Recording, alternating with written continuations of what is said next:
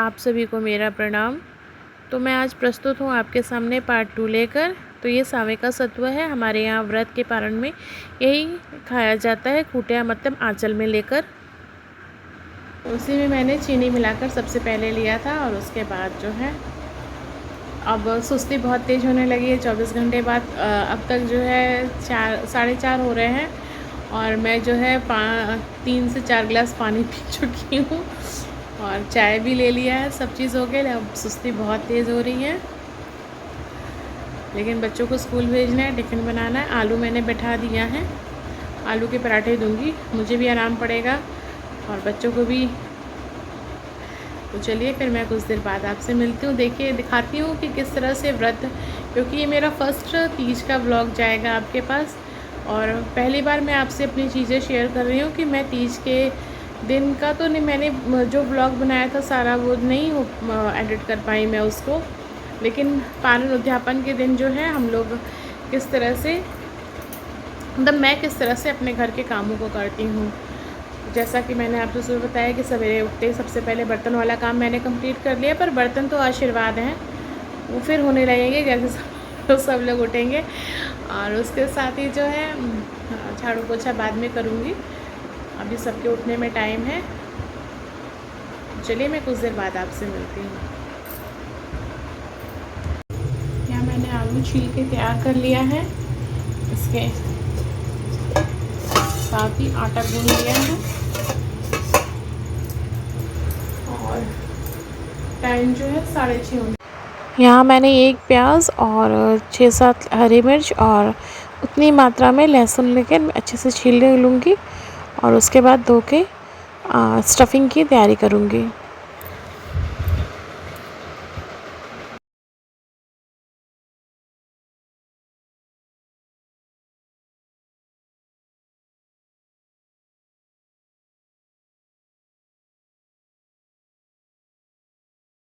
यहाँ कढ़ाई में मैंने सबसे पहले तेल ले लिया है और तेल के गर्म होने पर मैंने इसमें ज़ीरा, मेथी और हींग डाल दिया है।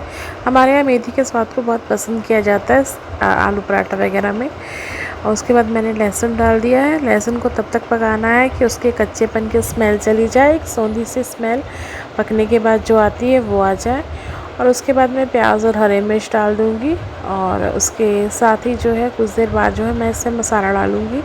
मसाले में मैंने नमक, हल्दी, धनिया पाउडर और थोड़ा सा गरम मसाला डाला था। मैंने लाल मिर्च पाउडर का इस्तेमाल नहीं किया था, क्योंकि व्रत के बाद उठने पर थोड़ा लाल मिर्च खाने में डर लगता है कहीं कुछ ज़्यादा ही नुकसान ना कर दे। तो बस इस तरह से जो है मैंने इसकी स्टफिंग बना ली थी और यहाँ पर पराठे बनाने का प्रोग्राम कैंसिल हो गया था और उसके बाद मैंने इसकी कचौड़ियाँ छान दी थी। मैंने आटे में नमक और अजवाइन डाल के साना था, मैं ये आपसे बताना भूल गई थी। तो उसके बाद जो है ये प्लेन आटा था, मतलब गेहूं का ही आटा है। तो मैं इसकी आलू डाल के मतलब स्टफिंग डालकर इसको पूड़ी की तरह छान लूँगी। तो अभी मेरे मसाले अच्छे से भुन ही रहे हैं, तब तक मैंने सारी गाथा आपसे बता दी कि आगे मैंने कैसे क्या किया था। व्रत पे से उठने के बाद कुछ चटपटा खाने की इच्छा करती है और बाहर का सामान से अच्छा है कि आप घर पे बना लीजिए।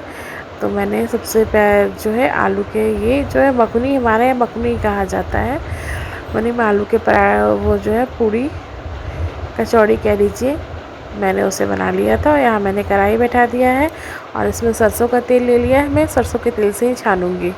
यहाँ मेरे कचौड़ी की स्टफिंग तैयार हो चुकी है। ये नॉर्मल आलू भर के पराठे की जगह मैं आलू की पूड़ी कह लीजिए चाहे कचौड़ी कह लीजिए वो बनाऊँगी। यहाँ तेल गर्म हो रहा है। यहाँ मैंने बच्चों के लिए चाय बैठा दिया है।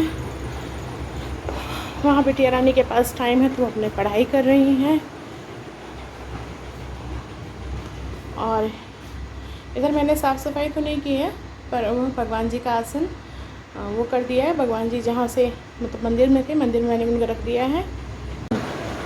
सुबह से अब तक यही सब काम हुआ है। आज थोड़ा बच्चों का स्कूल लेट किया गया था तीज व्रत के लिए।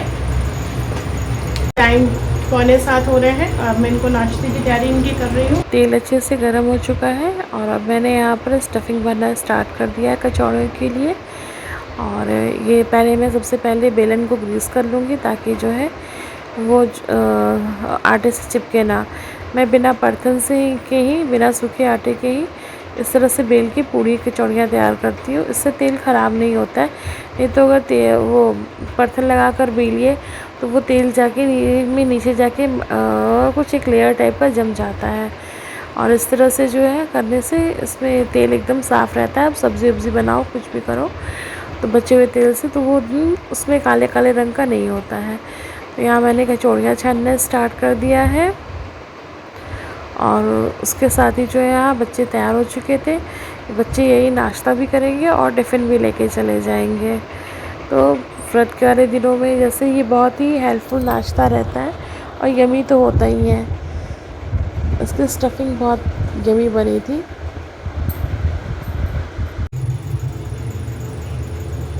किचन मेरा क्लीन हो चुका है।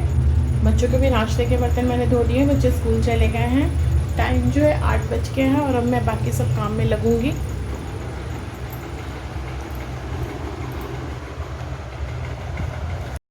यहाँ मैं अब डस्टिंग के काम में लग रही हूँ। उसके लिए सबसे पहले मैंने नीचे का गद्दा उठा दिया है। ये दिन भर बैठने के लिए बच्चों के पढ़ने के लिए बिछा दिया करती हूँ मैं। इससे थोड़ा आराम हो जाता है, नहीं तो वो दिन भर बिस्तर पे ही कूदते फांदते रहेंगे। बच्चे चाहे कितने भी बड़े हो जाएं पर उन्हें कूदने फांदने की आदत जाती नहीं है। और यहाँ इन कपड़ों में चींटियाँ लगी थी। कल जो है शायद बिटिया रानी कोई कपड़ा लाई थी, उसमें चींटी लगी थी। उन्होंने हटाया होगा, हटी नहीं होगी क्योंकि बताया था उन्होंने मुझे कि मम्मी कपड़े में चींटी लगी थी, मैंने उसे हटा दिया था और मैंने जैसे ही चेंज करके वो वाली ड्रेस पहनी अपना तो उसमें मुझे तुरंत ही चींटियाँ काटने लगीं। तो जितनी तेज़ी से मैंने पहना था उतनी ही तेज़ी से मुझे उसे खोलकर दूसरी ड्रेस को पहनना पड़ा। तो कभी कभी ऐसा भी होता है, सारे काम छोड़कर एक ही काम को बार बार करने पड़ जाते हैं। या फिर मैंने चेंज करके सूट पहन लिया है और उसके बाद मैं अपने डस्टिंग के काम में लगूंगी। मैं बाहर जा रही थी कि पहले एक बार सब जगह का साफ़ कर लूँ, टीवी वगैरह सब साफ़ कर लूँ, तो उसके बाद मैं झाड़ू लगाऊंगी। और पोछे का काम तो मैं बाद में करूँगी। आज फास्ट में से उठने के बाद जो है पेट में भारी भारी हो जाता है, कुछ भी अनाज पड़ता है, तो मैं पोछा जो है खाने के बाद ही लगाऊंगी। तो अभी सुबह के नाश्ते के बाद जितना काम हो सके, अभी 8 ही बज रहे हैं तो अभी पोछा लगाने में काफ़ी टाइम है। तो मैं इसी तरह हर बार करती हूँ। पोछा मैं साथ के साथ नहीं लगाती हूँ, व्रत पे से उठने के बाद स्पेशली। और उसके बाद जो है यहाँ मेरी झाड़ू कंप्लीट हो गई है। और यहाँ कल कुछ पौधान वगैरह हैं जो मैंने सुबह ही झाड़ के यहाँ रख दिए थे और अब मैं डस्टिंग करने बाहर आ गई हूँ। सबसे पहले मैंने कुर्सियों को समेट दिया है और जहाँ मुझे ये चौकी रखनी है पूजा वाली, पहले मैं उस जगह को झाड़ के साफ़ कर लूँगी। वैसे वहाँ रोज़ झाड़ू लगता है और मैं चीज़ें ज़्यादा ऐसे नहीं रखती हूँ। और ये गेहूँ की टोकरी मैं उसके ऊपर रख देती हूँ। सामान को सिस्टमेटिक ना रखो तो फिर पूरे घर में सामान ही फैला रहता है। तो कुछ इस तरह से मेरी डस्टिंग कंप्लीट हो जाएगी। अब बस यही आगे का रह गया था। और अब मैं साथ के साथ यहाँ टीवी भी साफ़ कर लूँगी। इस तरह से काम जो है ये डेली वाला ही है, ये स्पेशली क्लीनिंग का नहीं है। लेकिन हाँ, मैं आज व्रत से उठी हूँ तो मैं दिखा रही हूँ कि मैं किस तरह से काम किया था। और अभी हस्बैंड ने पूजा कर रहे हैं तो तब तक मेरी डस्टिंग हो गई है। उसके बाद मैं किचन में आई हूँ। मैंने दाल यहाँ पे भिगो दिया है दोपहर के खाने के लिए और पानी का गिलास लेके अब मैं रूम में आ रही हूँ। तो फ्रेंड्स, आज का ब्लॉग मैं बस यहीं तक रखूँगी। टाइम जो है 8:30 हो रहे हैं और पहले आपको टाइम देख लीजिए। तो सुबह से जो भी मैंने किया, जैसे भी किया व्रत के पारण के दिन, तो मैंने आपसे शेयर कर दिया है। मैंने आलू की कचौड़ियाँ बना के रख दी हैं और बस फ्रेंड इतना ही। अपना साथ और सहयोग बनाए रखिएगा, अपना ख्याल रखिएगा। व्रत से उठने के बाद डिहाइड्रेशन बहुत ज़्यादा होती है। सुबह से मेरा 7-8 गिलास पानी हो चुका है। आप भी पानी खूब पीजिएगा। अगर आपको नींबू पचता है, मुझे तो नहीं पचता है नींबू, अगर आपको पचता है तो दिन भर नींबू पानी लीजिएगा। मैं ग्लूकोज पानी लेने की कोशिश करती हूँ, नहीं तो मैं ORS का घोल लेती हूँ। तो पानी खूब पीजिएगा, अपने आप को स्वस्थ रखिएगा।